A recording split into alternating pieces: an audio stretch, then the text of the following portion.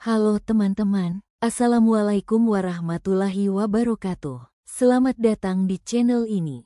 Pada video kali ini kita akan membahas sejarah gerakan pramuka di Indonesia. Yuk, tonton sampai selesai supaya kita semakin paham tentang bagaimana pramuka terbentuk dan berkembang di Indonesia. Kepanduan mulai ada di Indonesia pada masa penjajahan Belanda.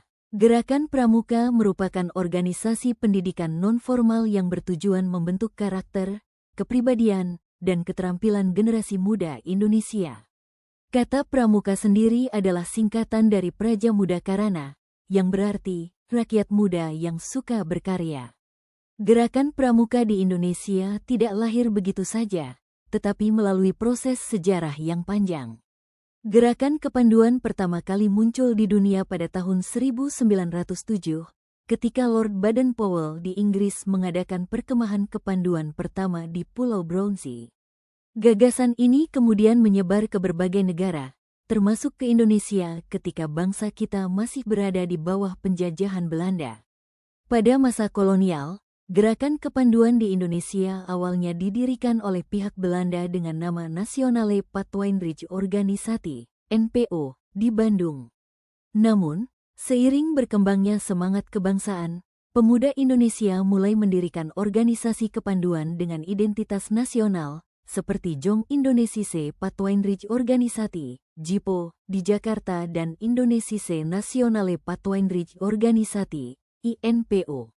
Setelah Indonesia merdeka, organisasi kepanduan tumbuh sangat pesat hingga mencapai sekitar 100 organisasi yang berbeda, yang terhimpun dalam 3 wadah federasi organisasi antara lain POPPINDO, IPINDO, dan PKPI. Banyaknya organisasi ini menimbulkan kesulitan dalam penyatuan visi dan arah pendidikan kepanduan.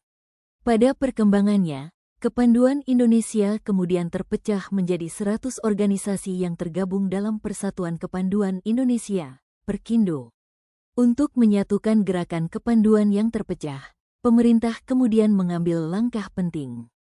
Pada tanggal 9 Maret tahun 1961, Presiden Soekarno secara resmi mencanangkan pembentukan Gerakan Pramuka sebagai satu-satunya organisasi kepanduan di Indonesia. Selanjutnya, pada tanggal 14 Agustus tahun 1961, Gerakan Pramuka secara resmi diperkenalkan kepada masyarakat melalui upacara di Istana Negara. Pada kesempatan tersebut, Presiden Soekarno menyerahkan panji Gerakan Pramuka kepada Sri Sultan Hamengkubuwono ke-9, yang kemudian menjadi Ketua Kuartir Nasional pertama.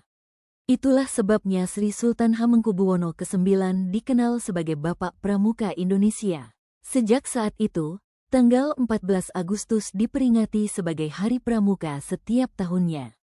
Gerakan Pramuka terus berkembang sebagai wadah pendidikan karakter bagi generasi muda melalui kegiatan yang menyenangkan, menantang, dan membangun kerjasama serta jiwa kepemimpinan. Nilai-nilai yang diajarkan dalam Pramuka, seperti Dwi Satya, Dwi Dharma, Tri Satya, dan Dasa Dharma, menjadi pedoman bagi anggota Pramuka untuk diterapkan dalam kehidupan sehari-hari. Dengan demikian, Gerakan Pramuka memiliki peran penting dalam membentuk generasi muda Indonesia yang berakhlak mulia, cinta tanah air, serta siap menjadi pemimpin bangsa di masa depan.